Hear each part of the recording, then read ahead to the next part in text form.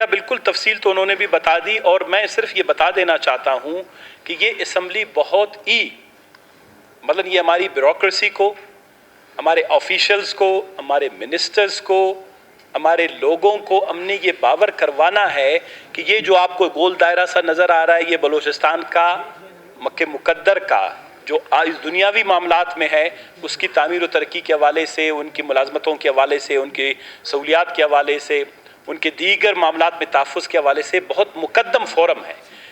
इस मुकद्दम फोरम ने दिसंबर 2018 में जो है एक कमेटी बनाई।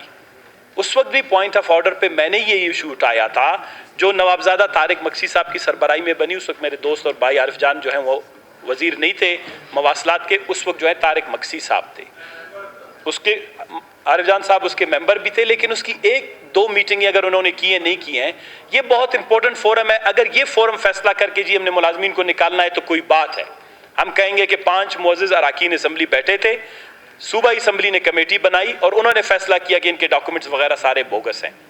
दूसरी बात यह है कि जब इनको निकाला भी गया है, जिस ऑर्डर में वो इसका ऑर्डर का जिक्र भी है, उसमें बराह रास्त उन्होंने खुद लिखा है, ये समरी की कॉपियां हैं, टाइम वक्त की कमी है, मैं सारा पढ़ नहीं सकता आपके सामने। उसमें खुद इन्होंने लिखा हुआ है कि 2-3 फोरम्स अभी तक हैं, एंटी करप्शन में ये केस चल रहा है, नैब में बिल्कुल चल रहा है, इस कमेटी के सामने भी जो है इस वक्त ये ज़ेर गौर है, लिहाजा इनको निकाला ना जाए। इसके अलावा सर्विस ट्रिब्यूनल में भी इनका केस जो है, वहाँ से भी केस ये लोग जीत के आए हैं। तो मैं ये समझता हूँ आरिफ जान साहब, आप बराए मेहरबानी आज इनको करें बहाल, जो भी ये 361 के करीब मुलाजमीन इनको निकाल दिया गया है। उसके बाद ये जो कमेटी बनी है, 2 से 3 महीने के अंदर इस कमेटी की मीटिंगें आप लोग मुनक्कद करवाएं। उस कमेटी की मीटिंग में आप अपोजिशन के हमें ऐसे ही ऑनरी तौर पर एज ए मुबस्सिर हमें भी बुला लिया करें, ताकि हम उनके बोगस डॉक्यूमेंट्स तो देख लें। क्योंकि इनकी जो भर्तियां हुई हैं वो इश्तिहार 28/10/2011 में आई थी, 28/10/2011 में, और इनकी समरी में भी जब बाद में चीफ सेक्रेटरी को जो समरी गई है या गवर्नमेंट को वो कहा गया है कि कसूर उम्मीदवारों का नहीं है, इसके लिए बाकायदा अखबार में इश्तिहार आया है, कमेटी बनी है, इन्होंने अपने डॉक्यूमेंट्स जमा किए हैं, शॉर्टलिस्टिंग हुई है, इंटरव्यू के बाद ये मुलाजमत पर तैनात हुए हैं। अगर कहीं पर कोई बोगस डॉक्यूमेंट है, अगर कहीं पर कोई बोगस गलती किसी ने की है, तो जनाबे वाला आप कमेटी को पकड़ें गले से। आप इन मजलूम लोगों को, नौजवानों को, बच्चों को बलूचिस्तान में मुलाजमत दे नहीं पाते, 300-350 बच्चों को आप बैक जुम्बिश कलम निकाल देते हैं, ये कोई इंसाफ नहीं है। मेरी आपसे गुजारिश है, इस फोरम पर आप अपील के लिए इनको ना कहें कि करें, आप ये कहें कि जी बिल्कुल ये फैसला जो है सरहन, क्योंकि चीफ सेक्रेटरी साहब इस फोरम से बढ़कर नहीं है उनकी ताकत और हैसियत।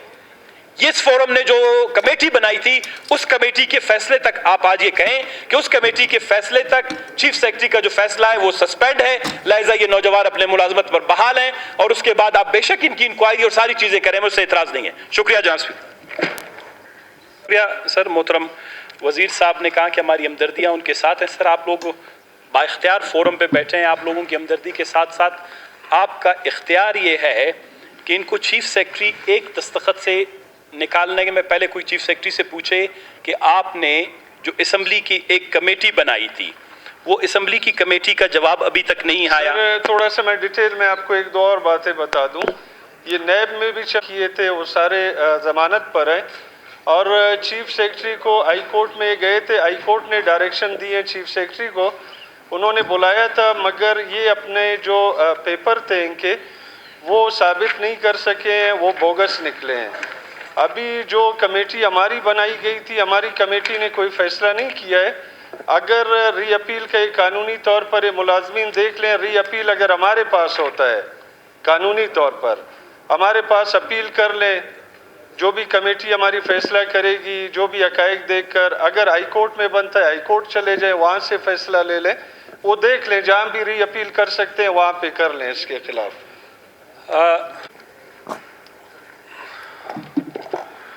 आप लोगों की कमेटी का नेक्स्ट मीटिंग इस पर कब है?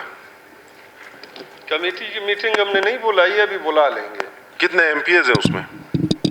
उसमें मैं चेयरमैन हूँ, कोई 5 है। 5 आप बताएं कौन कौन है? साहब जो हैं चेयरमैन थे, आरिफ मोहम्मद हसनी साहब मेंबर हैं, मीर असदुल्ला बलोच साहब हैं, ज़हूर अहमद बुलैदी साहब हैं, मलिक नईम खान बाजी साहब हैं। सना साहब वो मेरा शायद मिनिस्टर फाइनेंस के तौर पे था ना, वो हाँ। थोड़ा देख लें, मेरा नाम नहीं होगा। नहीं आपका है नाम लिखा मीर मोहम्मद आरिफ मोहम्मद सनी साहब, आप मेंबर हैं। और इसके अलावा सेक्रेटरी जो मेरे ख्याल में CNW का है वो भी इसका मेंबर है। नहीं, secretary law and parliamentary affairs वो इसके मेंबर थे, सेक्रेटरी कम्युनिकेशन इसके मेंबर थे, ये 7 जनाबे वाला उसके मेंबर थे। तो आप सिर्फ ये रूलिंग दे सकते हैं, बिल्कुल आप बहुत ही आला उहदे पर इस वक्त तशरीफ फरमाएं इंसाफ और अदल के हवाले से, कि चीफ सेक्रेटरी साहब का जो फैसला है वो असम्बली के जो एक मुकद्दस फोरम है उसके हवाले से जो कमेटी बनी थी उस कमेटी के फैसले आने से पहले हुआ है, लिहाजा उस फैसले को इस वक्त सस्पेंड किया जाए। बेशक गवर्नमेंट इस पर मेरे ख्याल से ये करते हैं कि मंडे वाले दिन जो है जितने मेंबर्स हैं आप हो जाएं, चीफ सेक्रेटरी समेत जितने भी हैं, यहाँ बैठकर असम्बली में सारे मामले को डिस्कस करते हैं और जो डॉक्यूमेंट्स है वो खुद देखते हैं। उसके सोमवार मंगल को भी तो हमारा कोई इजलास है, मेरे ख्याल से मंडे को है। फिलहाल आप इसको सस्पेंड कर सकते हैं।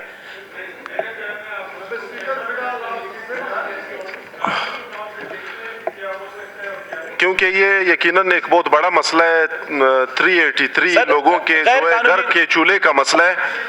इस पर जो है मंडे वाले दिन अभी मैं यही रूलिंग देता हूँ सना बलोच साहब। स्पीकर साहब आपकी बात काट रहा हूँ। दिन के टाइम इसमें सिर्फ एक चीज आप देख लें कि सर्विस ट्रिब्यूनल में भी ये लोग अपील पे गए, उन्होंने भी की तनख्वाहें बहाल की, नौकरियों में बहाल की है। इसका मतलब है कोई इलीगलिटी नहीं है, ये जाती मामलात है या किसी और वजह से किए जो इन्होंने जो नौकरियों से निकाला है वो इकदाम इनका जो है वो गैर कानूनी है। इस पर जो है असम्बली में एक मीटिंग करते हैं, वही रिपोर्ट्स जो है फिर ऐवान में भी पेश कर देते हैं। मंडे वाले दिन जितने मेंबर्स हैं सेशन के दिन भी हो सकता है, कोई मसला नहीं है। 12 बजे टाइम दे देते हैं।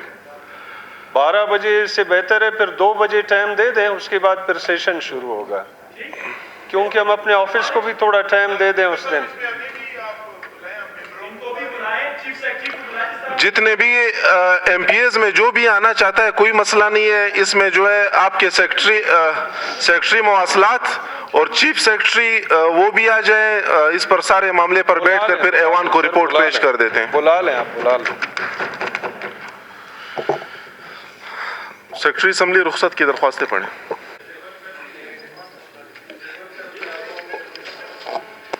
ये रिटर्न में हमने टेबल कर दी, आपको मिल गए। हमारी हमदर्दियां भी इन्हीं के साथ हैं जो मुलाजमीन निकाले गए।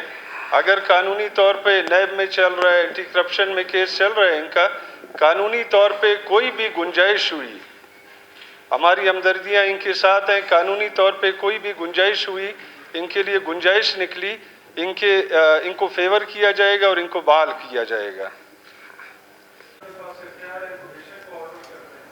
स्पीकर साहब अपने तवज्जो दिलाओ नोटिस से मुतल्लिक सवाल दरियाफ्त फरमाएं।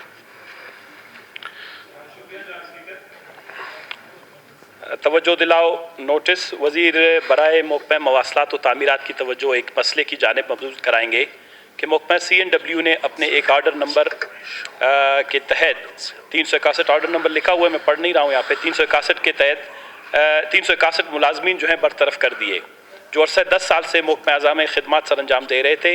इन मुलाजमीन की बरतरफी से बलूचिस्तान भर के मुलाजमीन में शदीद तशवीश पाई जाती है। मज़कूरा मुलाजमीन को निकालने की वजूहात और इनकी दोबारा बहाली के बाबत महकमे ने जो इक़दामात उठाए हैं मुकम्मल तफसील के साथ फराहम की जाए। शुक्रिया।